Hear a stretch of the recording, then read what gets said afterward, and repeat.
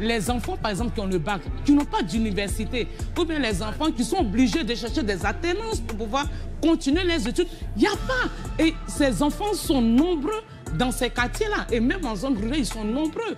Il n'y a pas du tout. Moi, j'appelle aujourd'hui ces familles-là de ces quartiers populaires et en zone rurale de se mettre ensemble pour aller même devant le ministère de l'Éducation pour dire nos enfants, ils vont, je ne sais pas, ils sont en train d'aller à la perdition. Aidez-nous. Que veulent les habitants des quartiers populaires et comment le gagner avec eux? Pour répondre à cette question, à côté de moi, il y a Émilie Lecoq. Bonjour Émilie. Bonjour. Vous êtes conseillère départementale PCF de Seine-Saint-Denis, donc même présidente du groupe communiste, insoumis et citoyen de ce conseil départemental. Vous êtes également, c'est les cantons de Saint-Ouen, Saint-Denis, Saint-Denis, Épinay-sur-Seine. Et puis vous êtes également conseillère municipale à Saint-Ouen. Tout à fait. Voilà. L'un de vos combats, c'est bien sûr l'égalité républicaine. Donc, vous pourrez développer sur ce thème et sur les actions que vous avez pu mener au sein du conseil départemental. Rachel Keke, bonjour. Bonjour. Vous étiez jusqu'à très peu de temps, vous étiez députée. Alors, on vous a connu d'abord passionnariat des femmes de chambre, un combat de 2 ans victorieux. C'est ce qui vous a amené en politique. En fait, c'est l'action collective qui vous a amené en politique. Ensuite, vous avez été députée La France Insoumise, battue aux dernières élections à 500 voix près. Voilà, 500 voix contre un LR soutenu par la Macronie. Bon, ça ne vous a pas empêché de vouloir continuer à faire de la politique? Non, pas du tout. Hein. C'est la lutte qui continue. Vous êtes ici, vous continuez. Donc, vous nous parlerez de votre parcours, des luttes collectives et également, bien sûr, des quartiers populaires où vous vivez, d'ailleurs, et où vous agissez. Et puis, à côté de vous, Olivier Corzani, maire PCF, le local de l'étape de Fleury-Mérogis. Vous êtes de l'Essonne. Vous avez été élu à 80% des votants quand même aux dernières élections municipales. On peut saluer la classe quand même? Oui, si, on peut. C'est correct. Voilà. Mais donc, une fois que vous êtes élu, vous avez fait des trucs en plus dans votre ville. C'est surtout ça.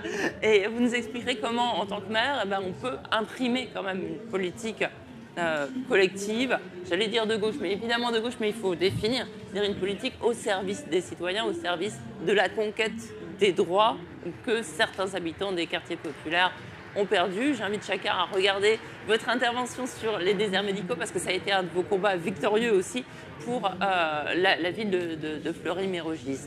Donc voilà, je pose un peu le débat. Et on dirait qu'il n'y a que moi qui parle, c'est horrible, hein, Théo. C'est très bien, mais tu vas leur poser des questions et après, c'est lancé. Des questions. Donc voilà, le débat, c'est quand on dit que veulent les habitants des quartiers populaires, c'est quand même une question un peu rhétorique. Parce que bien évidemment, les quartiers populaires, c'est juste des gens qui veulent vivre comme tout le monde. Avoir droit, par exemple, à un avenir pour leurs enfants, à un boulot, à un logement, pouvoir se déplacer, pouvoir vivre en sécurité, pouvoir avoir accès à un médecin quand ils sont malades, pouvoir aller au théâtre, au cinéma, pouvoir avoir accès à des équipements sportifs, juste la vie, quoi. Et en fait, parfois, en discutant avec des habitants des quartiers populaires, on se dit ils ont renoncé à ces droits qui pourtant sont naturels, normaux et obligatoires, si on parle d'égalité républicaine. Et ils se disent, la seule manière où on peut avoir juste ce qu'il nous faut pour vivre, c'est soit de s'en aller, soit de l'obtenir par un passe-droit, ou par il faut être pistonné. Et en fait, en réalité, pour vous qui faites tous les trois de la politique, c'est pas comme ça qu'on fait. Mais comment on fait pour sortir de cette impasse, pour ramener les gens en politique, pour que ce fatalisme disparaisse? Comment on remobilise pour faire en sorte qu'avec l'appui des habitants, vous construisiez des politiques de plus de droits pour tous? Qui veut c'est un débat philosophique. Rachel Keke. Moi, je pense qu'au jour d'aujourd'hui, le problème des quartiers populaires, c'est tellement délicat. Parce que moi-même, j'ai vu dans un quartier populaire chez Ville-la-Rue, avec mes enfants. Mais aujourd'hui, quand on parle des quartiers populaires, déjà les gens, des habitants des quartiers populaires pensent qu'ils n'ont pas de valeur, ils n'ont pas de... Parce qu'il faut aussi dire que c'est les plus précaires qui vivent dans des quartiers populaires. Par exemple, ceux qui font le ménage, les éboueurs, la majorité sont dans les quartiers populaires. Et ils n'ont plus confiance en eux parce que la politique d'aujourd'hui fait qu'on les stigmatise beaucoup, surtout les jeunes. Les jeunes ne croient plus en rien du tout. Donc, pour qu'ils puissent croire et rentrer en politique, c'est tout un travail qu'il faut faire. Mais moi, aujourd'hui, je l'ai dit, tout est possible. Parce qu'il faut croire en soi. Et moi, je pense que finalement, il faut que les habitants des quartiers populaires s'organisent en fait. Il faut qu'il y ait des réunions, il faut qu'il y ait plein de choses. Parce qu'aujourd'hui, dans les écoles, rien ne va. Dans les hôpitaux, rien ne va. Mais si on ne croit plus en rien du tout et qu'on dit, non, c'est pas possible. Parce que j'attends souvent dire, ah non, mais moi, je suis dans un quartier populaire, c'est pas la peine, de toutes les façons, j'ai pas de valeur. C'est faux. C'est faux. C'est la politique qui met, je sais pas, un système en place pour nous déstabiliser. Mais moi, j'étais là-bas, moi j'habite aujourd'hui dans un quartier populaire et je le dis encore. C'est de là-bas que j'ai commencé ma lutte. Parce que c'est de là-bas, je vais au travail, je me lève à 4 h du matin, je prends le premier bus à 5 h, je prends le métro à 5 h 30 et j'arrive au travail à Ibis-les-Batignolles à 6 h 30 ou 7 h. Mais étant là-bas, ça ne m'a pas empêché de rentrer par exemple dans le syndicalisme, de lutter, de pouvoir changer ma vie pour pouvoir m'occuper de mes enfants. Donc tout est possible. Voilà, non, je ne sais pas. Mais effectivement, tout est possible. Mais est-ce qu'il y a aussi des solidarités qu'on n'a pas forcément l'habitude de mettre en valeur dans certains quartiers populaires, entre les habitants, entre les familles, dont il faudrait s'inspirer pour la tirer en politique, cette solidarité-là? Moi, je pense qu'il y a quand même un peu de solidarité parce que côté voisinage, c'est comme un peu, je peux dire, on se côtoie, bonjour, parce que les enfants entre eux, ça joue, tout ça. Mais la solidarité, vraiment, pour qu'on dise qu'il est temps, il faut qu'on lutte, par exemple, pour que l'école fonctionne. Ça, il n'y a pas cette solidarité-là. C'est vrai qu'il y a quelques parents qui le font, mais ça ne suffit pas. Si, par exemple, on est 20 000 habitants, mais normalement, tous les 20 000 doivent se mettre ensemble pour se battre pour trouver la solution. Mais si on laisse 20 000, si on prend 300 personnes, mais ça n'a pas de force. Hop, avant une force, il faut la parole à Émilie parce qu'elle l'a fait.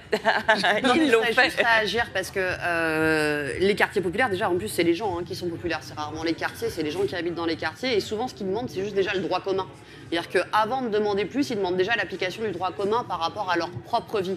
Quand on prend les questions de déserts médicaux, quand on prend les questions d'école, la première chose, c'est de dire on veut un estime devant chaque gamin, devant chaque classe pour pouvoir avancer. Et ça, on n'arrive pas à le garantir, par exemple, en Seine-Saint-Denis. Et c'est déjà un premier débat.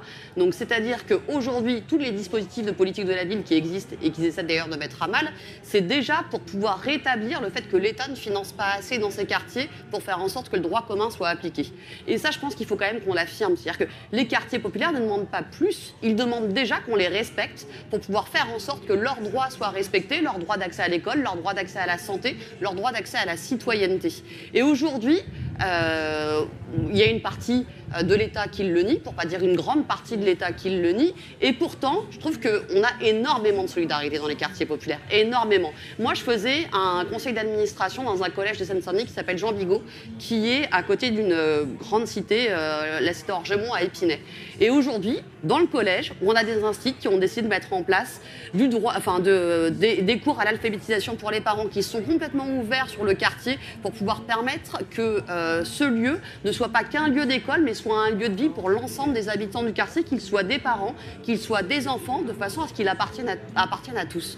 Et ils vont au-delà de leur mission, alors qu'eux-mêmes sont en carence par rapport à leurs conditions de travail pour répondre aux besoins des habitants. Et je trouve qu'on est quand même, contrairement à ce qu'on imagine, à un niveau de dévouement des gens par rapport à ce qu'ils font vivre dans leur quartier, par rapport aux structures où ils sont, qui est impressionnant et qui mériterait d'être beaucoup plus reconnu qu'il ne l'est à l'heure actuelle pour pouvoir justement prendre en compte la richesse qui existe dans les quartiers.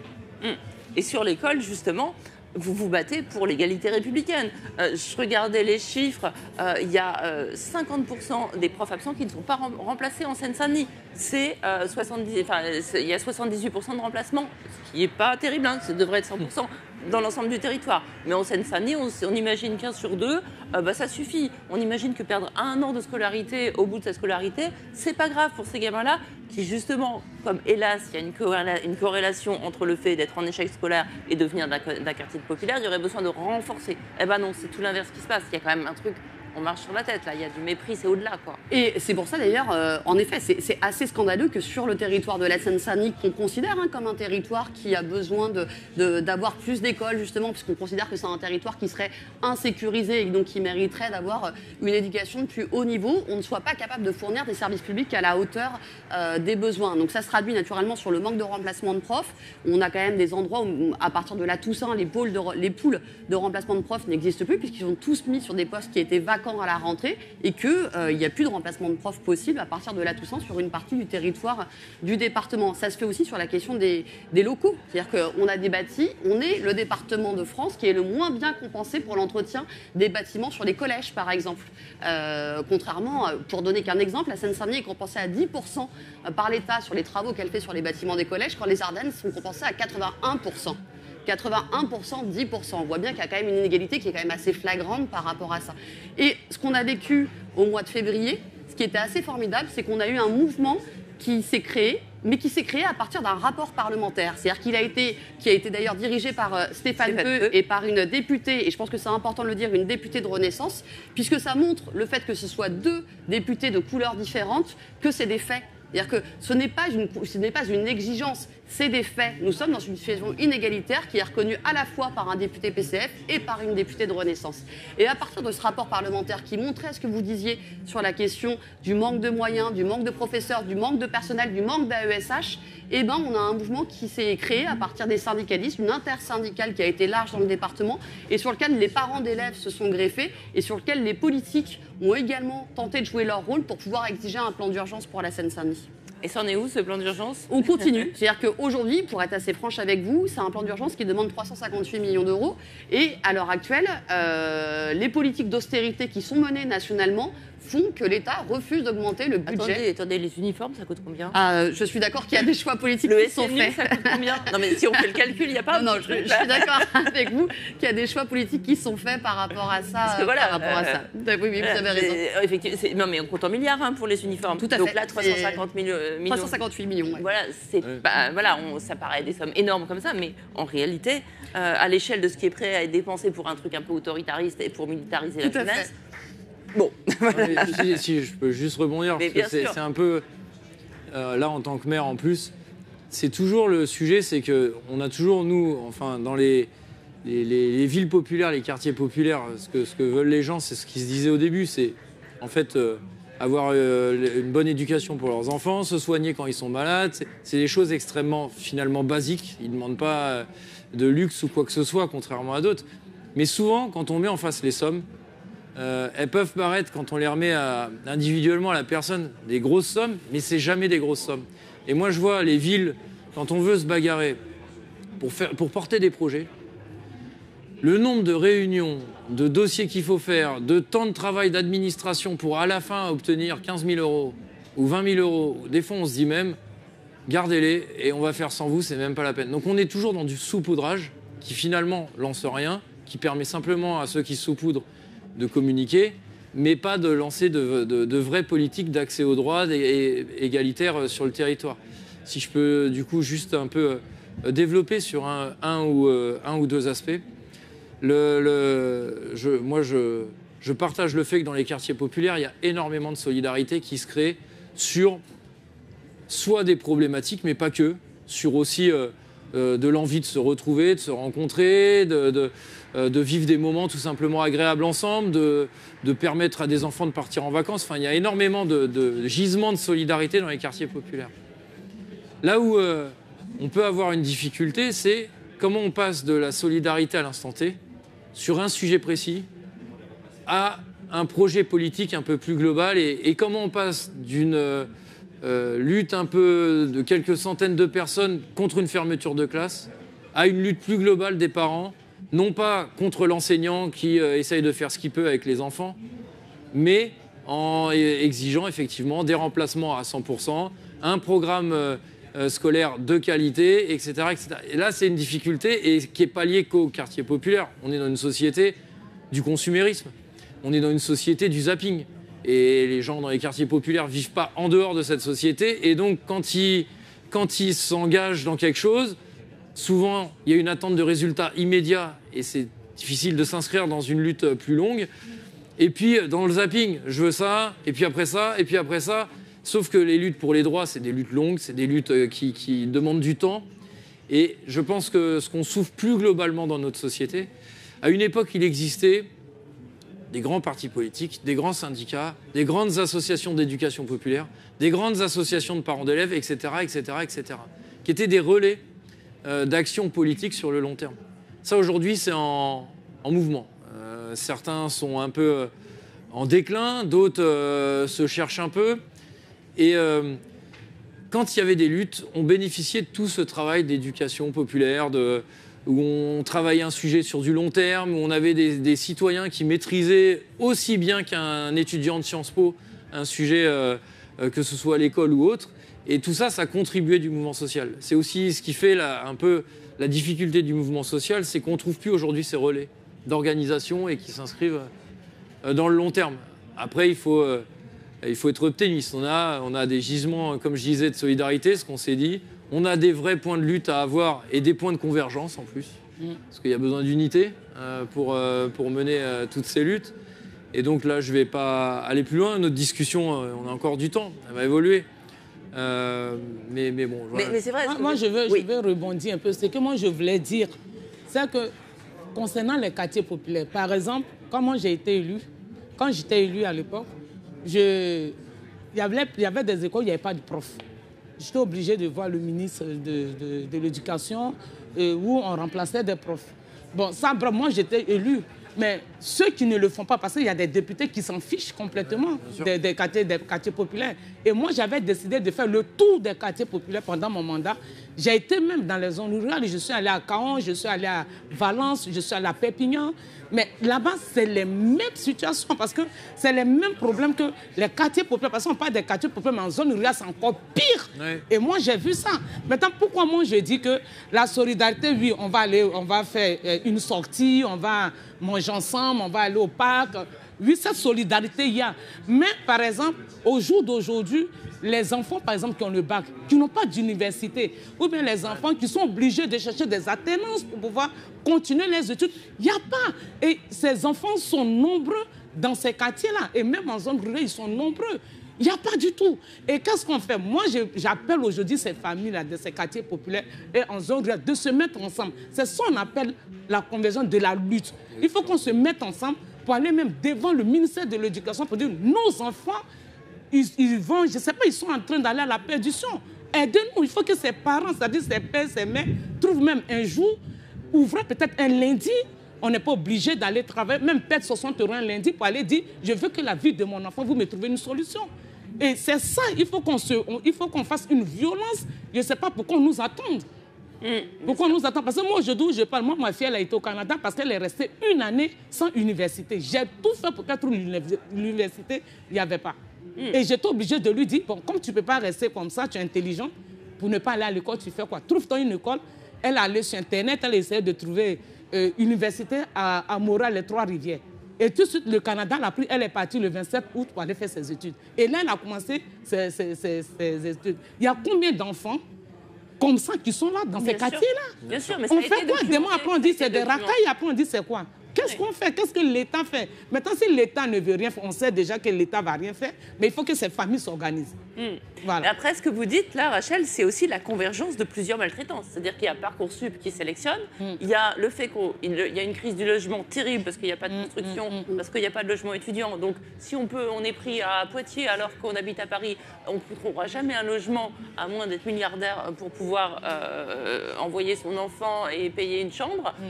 Il y a vraiment une convergence aussi de plein de structures qui sont défaillantes, qui font que ça pénalise encore plus ceux qui ont déjà peu de moyens. Enfin, ça ne laisse de chance qu'à ceux qui en ont raisonnablement. Mais oui, mais en fait, quand on a les difficultés, on les cumule. Il n'y a pas des endroits où c'est plutôt le logement, mais tout va bien sur la santé. Des endroits où c'est plutôt la santé. Et en fait, et particulièrement les quartiers populaires, les zones rurales que tu évoquais, c'est des problèmes de logement, c'est des problèmes d'accès à l'éducation, c'est des problèmes pour avoir un accès aux soins de qualité. Le médecin, c'est une catastrophe. Je fais une parenthèse sur le médecin pour parler de Fleury-Mérogis, puisqu'hier j'ai fait un débat sur le sujet des déserts médicaux. Et on a comparé 3 villes. Fleury-Mérogis, Neuilly-sur-Seine, c'est pris au hasard, et la ville de Cassis dans les Bouches-du-Rhône, qui est également prise au hasard. Et on a comparé le nombre de patients par médecin. À Fleury-Mérogis, on a 2700 patients par médecin. À Neuilly, on est à 1700. Et à Cassis, on est à 1200. Aujourd'hui, il y a 3 médecins à Fleury-Mérogis. Et donc, si on inversait, si on était autant de patients par médecin que Neuilly, il n'y en aurait pas 3, il y en aurait 8. Et si on était autant de patients par médecin qu'à Cassis, il y en aurait 11. Donc, il y a des territoires qui sont en difficulté et qui cumulent les difficultés. Et il y a des territoires qui ont des facilités et qui cumulent les facilités. Et ce n'est pas que le fait du hasard, c'est aussi des choix de dire... Enfin, moi, il y a un moment, j'ai l'occasion à chaque fois que je la vois de le dire au préfet, aux représentants de l'État. Il y a aussi des phénomènes de ghettoisation qui sont organisés par l'État et les bailleurs. Et qui créent des quartiers où ils concentrent. C'est plus de la mixité sociale. Et même s'ils en parlent avec des larmes de crocodile, ils concentrent des catégories de population qui ont le même à peu près niveau de revenus, voire les mêmes origines de pays, sans l'assumer. La dernière fois que j'ai dit ça aux représentants de l'État dans le département, il s'est offusqué en disant mais c'est complètement illégal, on n'a pas le droit. Mais c'est une réalité. Non mais c'est se moquer du monde. Enfin, c'est une réalité dans tous nos quartiers populaires où on concentre des gens qui ont parfois le même nom de famille sans être de la même famille. Les mêmes niveaux sociaux, et c'est pas le fait du hasard, c'est le fait des bailleurs sociaux et de l'État qui répartissent sur les territoires des populations de même typologie. Et ça aussi, c'est un vrai sujet. Le logement social n'est pas de la ghettoisation. Dans son idée, c'est de la mixité. C'est le mélange d'un prof qui vit avec un ouvrier, qui vit avec... c'est ça l'idée initiale du logement. Avec une députée. Avec une députée, effectivement. Voilà. Mais alors, la question, c'est que qui me brûle là depuis que je vous entends, c'est par quel bout on attaque quand on est maire, qu'on croise des gens dans la rue tous les jours qui nous disent « dites donc ceci, dites donc cela, dites donc j'ai pas de médecin, dites donc il me faudrait un logement, dites donc l'école de mon fils là, et puis la voirie, et puis les endroits qui sont insalubres, et puis les problèmes de sécurité ». On attaque comment? D'abord, moi je pense que la porte d'entrée par des problématiques locales et d'essayer, en cheminant, d'amener sur les causes profondes de ces problématiques qu'on retrouve concrètement sur le terrain, c'est des fils un peu longs à tirer, mais c'est des fils nécessaires. Parce qu'effectivement, il peut y avoir cette tentation, alors comme tous les services publics d'État reculent, la Poste, c'est une vaste blague. Tous les services publics d'État reculent. Les gens s'adressent naturellement à leur élu de proximité et par excellence le maire. Et de demander au maire de régler tous les problèmes. Il y a cette tentation, elle existe dans la société. Et il nous faut ça, il nous faut ça, il nous faut ça. Quand après, on commence en tout cas, quand on est un élu qui a la volonté d'amener les gens vers la lutte, ce dont on essaye de faire modestement. On part d'une problématique locale et on essaye, en construisant des solutions, de faire évoluer les gens dans la réflexion autour de cette problématique locale. On parlait de la santé. On était à 2 doigts de ne plus avoir du tout de médecins généralistes dans la ville. L'action urgente de la commune a permis des médecins généralistes, mais ça a créé un émoi dans la population et une mobilisation. De ça, aujourd'hui, un collectif a réussi à se structurer un peu, informel, très souple dans sa façon d'être. Mais aujourd'hui, il y a la question de la santé publique qui se pose au sein de ce collectif, qui est assez diverse, et dont des gens des quartiers populaires, et qui ont pris conscience que la médecine publique est une solution plus pérenne et plus durable que des médecins libéraux. Parce que demain, si les médecins libéraux qu'on a décident d'aller ailleurs parce qu'ils sont mieux... pourvus par la collectivité qui va les accueillir, qui va leur payer tout le matériel, etc., ils partent. Et on se retrouve dans la même situation. Et de ça, on arrive aujourd'hui à une réflexion de centre municipal de santé. Et de ça, on commence à poser les problèmes de financement de la sécurité sociale, non pas qu'il y ait des mauvais cotisants ou des gens qui coûtent trop cher parce qu'ils veulent se faire soigner, mais qu'il y en a une infime minorité qu'on ne voit jamais, qui capte des milliards et des milliards et des milliards qu'on dégage de nos remboursements et de la sécurité. Donc c'est un cheminement long. Je pense que les raccourcis qui pourraient consister à flatter... après, c'est des choix politiques de quel chemin prendre. Mais les raccourcis qui flatteraient simplement le communautarisme ou qui iraient sur du clientélisme, ça existe dans la société. Mais je ne pense pas que ce soit les bons chemins. Je pense que c'est des raccourcis extrêmement dangereux.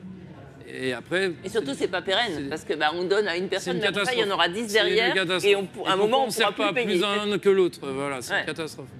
Je pense Seine-Saint-Denis. Mais peut-être rapidement, parce que c'est plus large que la Seine-Saint-Denis. Je pense que le premier, on a tous des parcours Militant, la première chose, c'est comment on rend les gens acteurs du combat qu'ils sont en train de mener. Donc, comment on montre qu'il y a des intérêts communs et collectifs. Moi, je donnerais qu'une expérience. Moi, je m'occupais d'une association des jeunes qui n'avaient pas d'affectation scolaire avant d'être élus dessus. Et donc, l'idée, c'était qu'on mettait les jeunes ensemble sur le défaut d'affectation scolaire qu'ils avaient à la rentrée.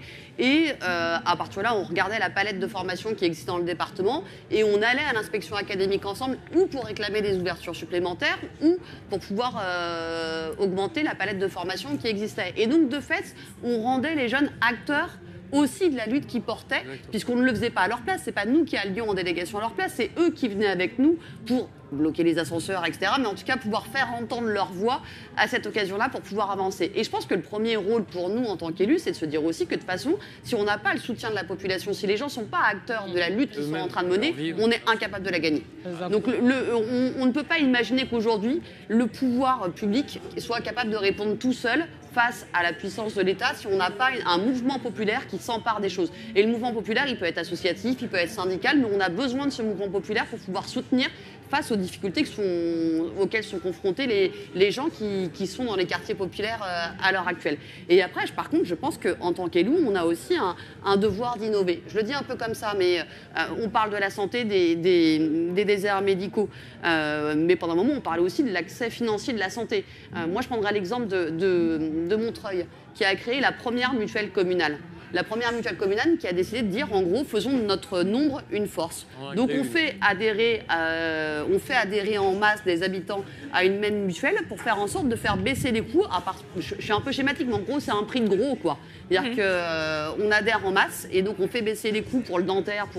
Et on permet à chacun d'avoir aussi accès à une mutuelle, ce qui n'était pas garanti avant. Et en vrai, je pense que c'est aussi l'élargissement de la notion de service public qu'on fait à travers ces événements-là, ce type d'innovation-là, et sur lequel il faut qu'on puisse avancer aussi. Parce qu'on voit bien qu'entre les besoins d'hier et les besoins d'aujourd'hui, les choses ont changé. Là, je dis la mutuelle communale, mais je pense à Montataire, où il y a eu la Montataire Box aussi, sur la question de la fracture numérique. On a plein d'exemples comme ça qui peuvent exister et qui montrent que de toute façon, aujourd'hui, pour pouvoir répondre aux besoins des quartiers populaires, on a besoin de renforcer le service public et d'en faire un élément central pour pouvoir avancer. Et juste parce que je suis un peu taquine, le fait de demander à chacun de prendre une mutuelle et d'avoir tous la même mutuelle et d'avoir une mutuelle qui sera moins chère, ça n'empêche pas de réclamer le 100% sécu. Tout à fait. Les deux vont faire. Non, mais au moins, il y a une réponse à l'urgence et il y a une réponse derrière. Exactement ce que vous disiez aussi concernant la santé. Une réponse à l'urgence, on fait venir des médecins libéraux, mais on a l'idée d'une médecine publique municipale. Bon, c'est absolument ce qu'il faut faire. Mais après ça, il y a le rapport à l'État aussi. C'est-à-dire que les collectivités locales, comme on le sait, coûtent beaucoup d'argent. Elles sont responsables du gros trou du budget, une fortune, un pognon de dingue. En fait, voilà. Donc en fait, on a l'impression que c'est quand même ces communes, ces collectivités locales, c'est pas possible. Elles font que dépenser de l'argent, elles rapportent rien, et c'est de la faute des communautés. Enfin voilà, c'est quand même là où vivent les gens. Et en fait, vous l'évoquiez tout à l'heure, mais c'est même pas compensé. Donc en fait, elles donnent de l'argent, les communautés. Enfin, si on veut, voilà. Donc il faudrait peut-être un peu rétablir. Et en fait, comment on fait pour exiger que l'État finance les besoins des populations? Franchement, je ne sais pas qui veut se lancer là-dedans. Moi, je pense comment l'État va faire pour financer déjà les associations aussi qui suivent des familles, parce qu'il y a des familles qui ne savent pas lire écrire, et ces associations qui sont là pour les aider. Ne me lancez pas sur les assos. Parce que là, allez-y. Ces associations sont, ils n'ont pas assez de finances pour pouvoir s'occuper de ces familles-là. Donc, moi, je pense que l'État, quand un élu dénonce, par exemple, moi, quand j'étais député à l'Assemblée nationale, quand il y a les questions au gouvernement, qu'on dénonce ce qui se passe dans les quartiers populaires, ils ne prennent pas ça au sérieux, en fait. Ça, je ne sais pas pourquoi ces habitants des quartiers populaires, des zones rurales, je ne sais pas pourquoi ils sont discriminés. Moi-même, quand je suis là, souvent, je me pose la question. C'est quoi le but? Pourquoi ils sont discriminés? Pourquoi? C'est comme si c'était un peuple qui n'est pas en la France, qui vivent à part, qui ne font pas partie du peuple français. C'est quoi le but? C'est quoi le problème? Pourquoi ces gens sont discriminés? Voilà, parce que c'est quand même, comme j'ai dit tout à l'heure, les quartiers populaires, c'est des gens qui se lèvent tôt le matin. Qui font les fameux métiers essentiels. Voilà, les métiers essentiels. C'est eux qui tiennent ce pays-là debout, il faut le dire. Oui. Ce sont eux qui tiennent. Ils n'ont même pas le temps de pouvoir même s'occuper de leurs enfants, de pouvoir même prendre soin d'eux-mêmes afin de s'occuper de ce pays, de l'économie de ce pays-là. Donc, pourquoi en retour, l'État n'est pas reconnaissant? C'est quoi le souci? Je ne sais pas c'est quoi. C'est pour ça que moi, je dis il est temps qu'on s'organise pour aussi parler à l'État pour dire oui, nous, on est là pour l'économie de la France, on est là pour travailler, on est fiers pour travailler pour la France, mais en retour, il faut que la France nous soit reconnaissante, soit envers nous, mais soit envers nos enfants. Mais si l'État n'écoute pas, qu'est-ce qu'on fait?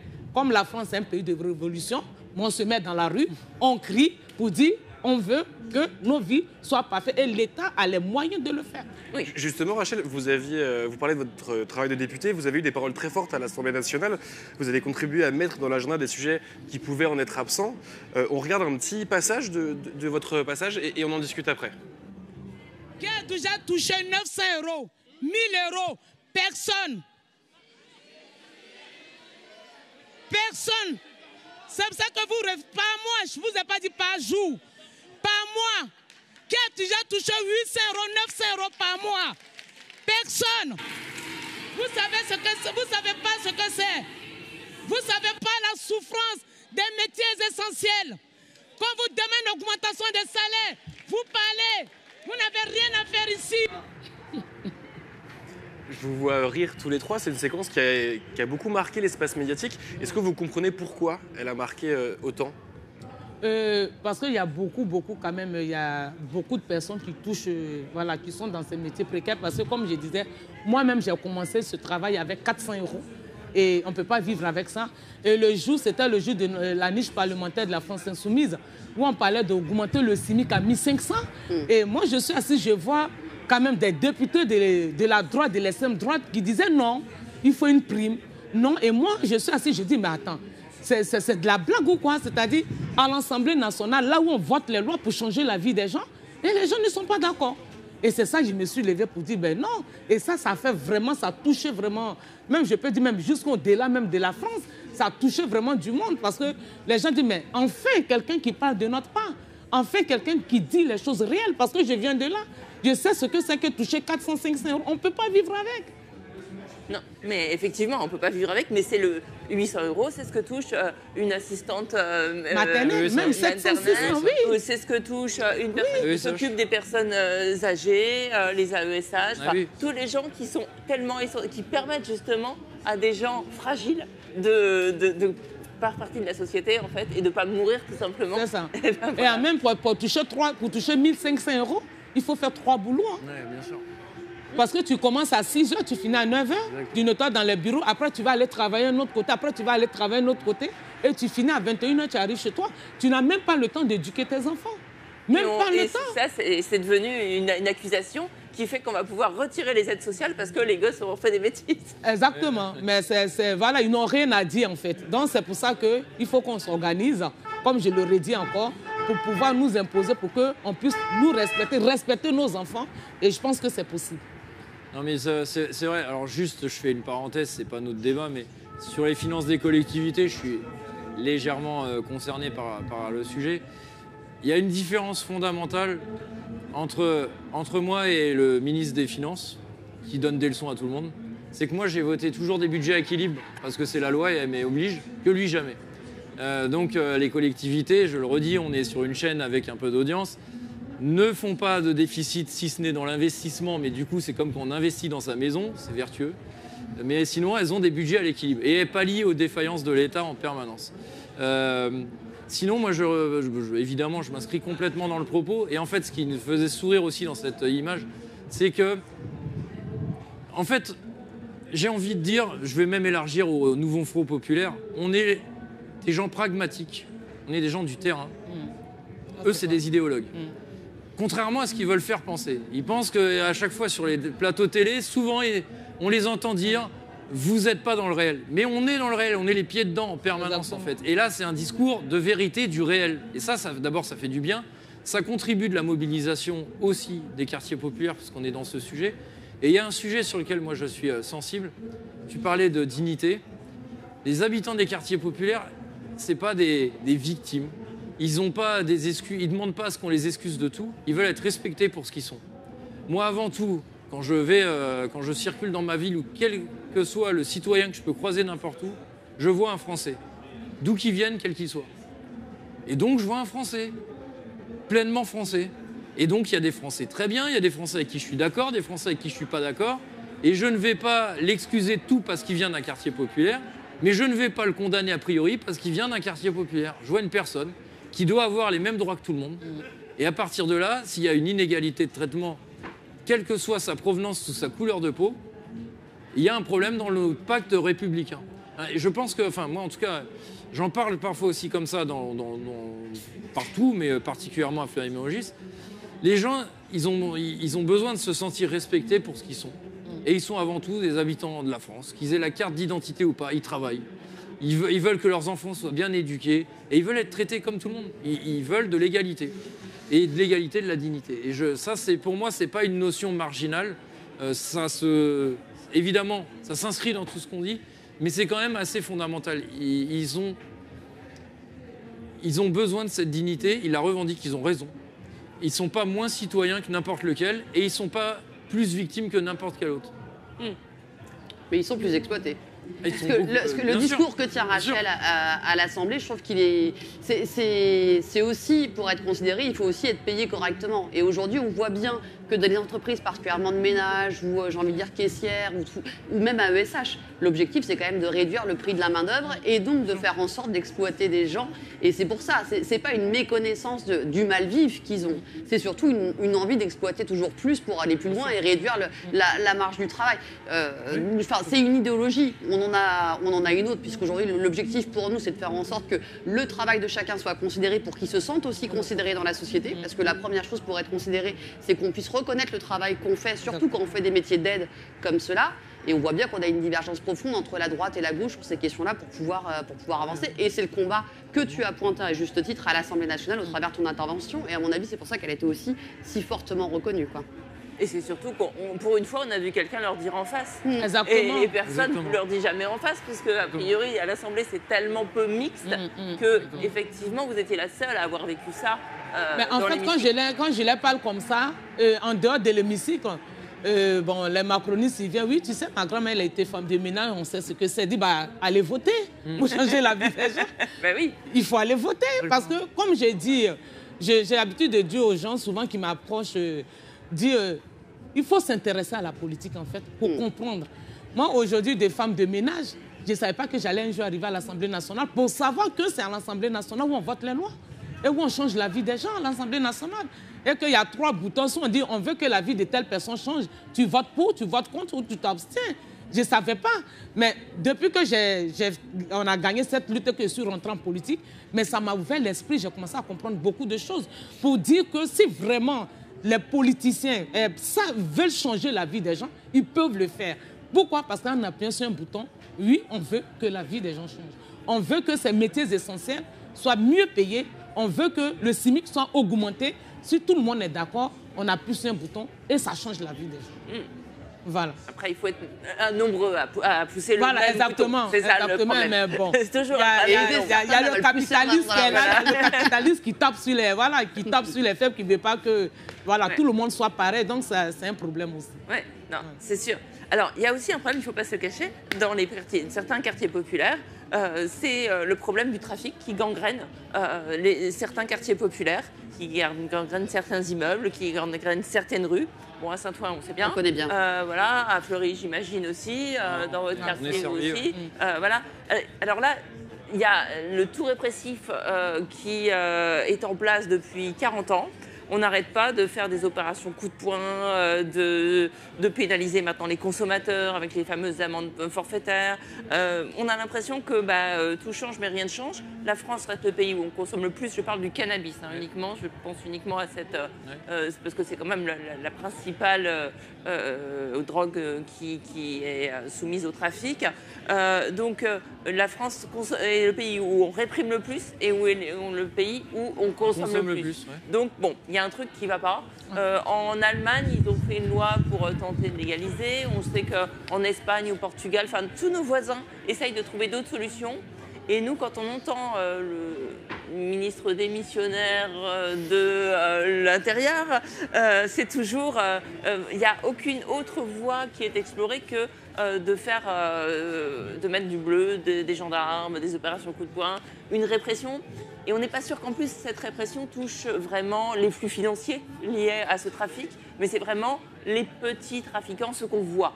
Donc non, voilà, ça, vous habitez tous dans ces quartiers, vous êtes forcément au courant, comme on l'est tous. Donc qu'est-ce qu'on fait? C'est quand même délicat, c'est quand même compliqué parce que ça pourrit vraiment la vie des gens. Non, mais c'est une vraie. Faut dire les choses. C'est une vraie gangrène. Ça gangrène les quartiers profondément jusqu'à la racine.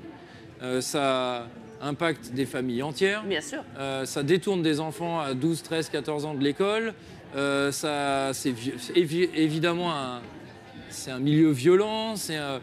Donc c'est un vrai sujet. Là encore, moi, j'oppose le pragmatisme à l'idéologie. On sait ce qui s'est passé depuis 40 ans, c'est que tous les ministres successifs de l'Intérieur, ou les gouvernements, ou les premiers ministres, ou les présidents, ont toujours annoncé, avec nous, on va être encore plus dur, pour flatter un électorat.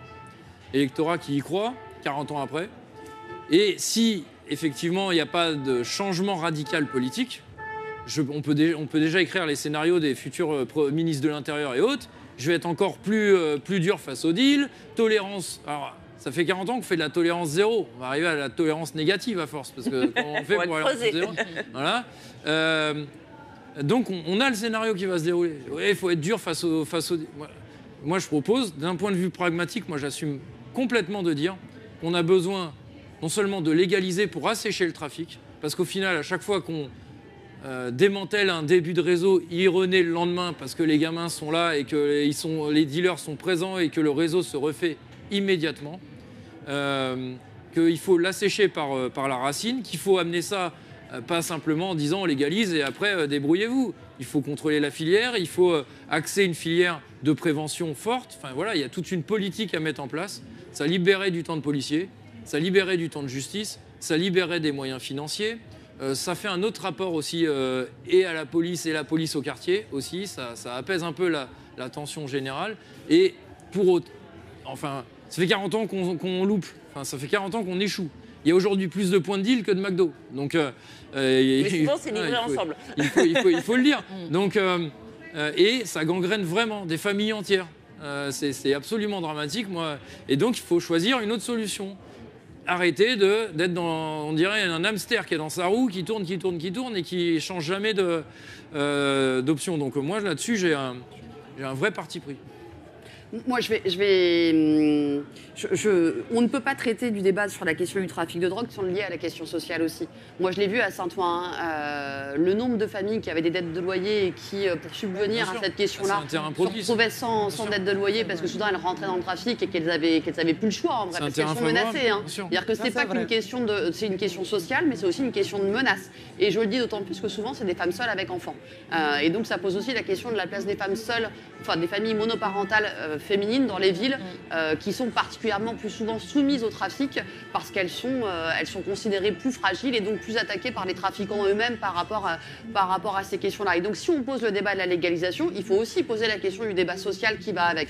Parce que la légalisation du cannabis sera remplacée par autre chose demain si on ne traite pas la question sociale, puisque autre chose prendra le pas dans les cités, mais pas que dans les cités, parce que honnêtement, c'est partout dans une ville. Enfin, moi, à Saint-Ouen, c'est partout dans Saint-Ouen. Je le dis assez clairement. Hein, c'est pas.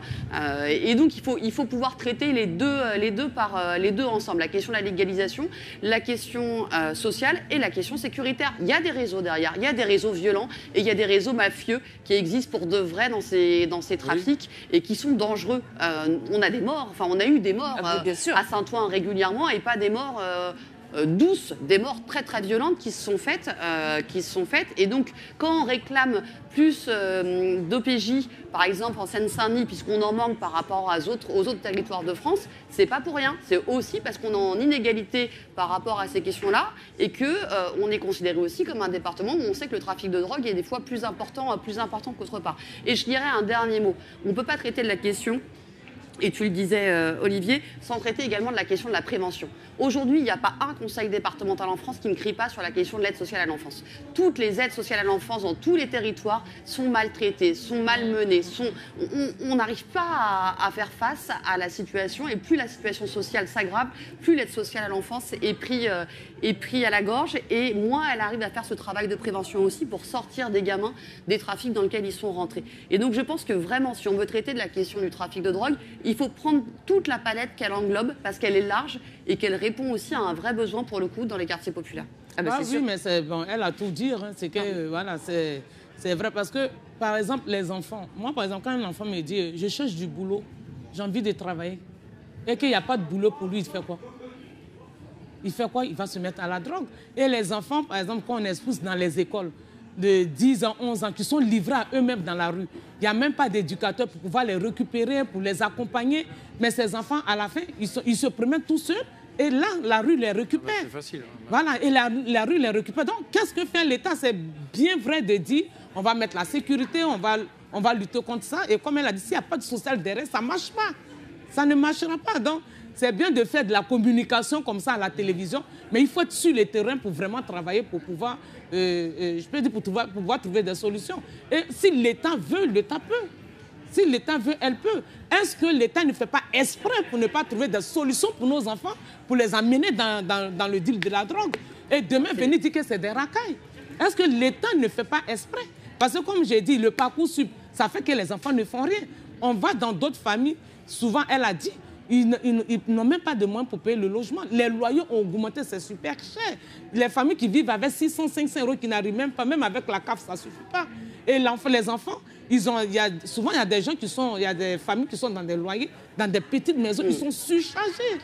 Et l'enfant, il fait quoi? Moi, je vais aller vendre la drogue, je peux avoir l'argent facilement pour pouvoir aider ma famille. Donc, il y a une réalité qui est là. Et qu'est-ce que fait l'État? Il ne faut pas que l'État vienne nous endormir pour dire « oui, je cherche de la sécurité, je vais lutter contre ça ». Mais au fond, l'État ne fait pas le travail.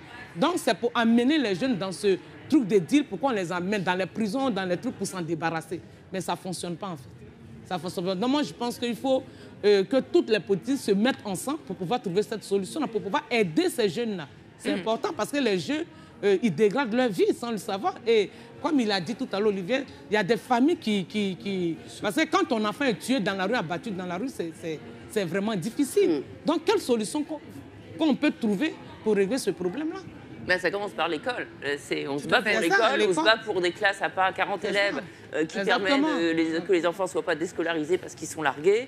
Ensuite, c'est des éducateurs de rue, c'est des moyens pour la protection judiciaire de la jeunesse. J'ai bien dit protection, ce volet qui est complètement évacué de tout, en fait. Hein. C'est en fait tous les services de protection de l'enfance en fait, sont saccagés. Il y a d'ailleurs une mobilisation le 25 de tous les acteurs de la protection de l'enfance, j'en profite pour le dire. Voilà. Mais ça, par exemple, les familles pouvaient arrêter de travailler et puis accompagner ces éducateurs pour cette manifestation, par exemple.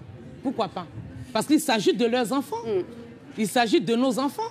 Tu es là, tu vas pour lutter avec eux, les éducateurs, pour qu'en plus l'État ou bien le peuple peut vous entendre. Mais si on les laisse tout seuls aller, que nous, on va vaquer à nos occupations, il n'y a pas de force dans ce qu'ils font. C'est vrai, les éducateurs se battent, ils dénoncent parce qu'ils aussi ils en prennent plein dans la gueule. Voilà, on a vu une éducatrice qui a tapé un enfant. On ne sait pas qu'est-ce qui s'est passé. On ne sait pas, peut-être qu'elle en a marre, on ne sait pas dans quelle situation elle était. Voilà, ce qu'elle a fait, c'est pas bon taper un enfant, mais on ne sait pas le pourquoi. Voilà, donc il y a tout ça qui... On va laisser l'enquête faire son œuvre. Voilà, exactement, on va laisser l'enquête, mais pour dire que les éducateurs aussi sont fatigués moralement, physiquement. Voilà, et c'est l'État qui permet ça, en fait, de créer cette division et de créer, comment je peux dire, voilà, de créer cette division entre les familles et puis les enseignants. Mais est-ce qu'aujourd'hui, on va accepter ça? On va dire, oui, on est chez nous, ça ne nous intéresse pas, on laisse l'État faire. Moi, je pense qu'il est temps que les quartiers populaires et les zones rurales s'organisent, de sortir surtout de cette, comment on appelle ça, discrimination raciste, parce qu'il y a un problème de fond qui nous détruit. Mais il faut qu'on se mette ensemble, et comme on dit, l'union fait la force, pour qu'on puisse trouver des solutions ensemble. Juste pour information, il nous reste à peu près 3 minutes. C'est vrai. Voilà. Oh, j'aimerais absolument qu'on parle un peu des assos. Parce que là, il y a un gros... Voilà. Les Vous associations... avez à peu près 30 secondes chacun, je pense. Allez, 45 secondes chacun. Allez, je fais 45 secondes d'introduction. On a un problème avec les associations.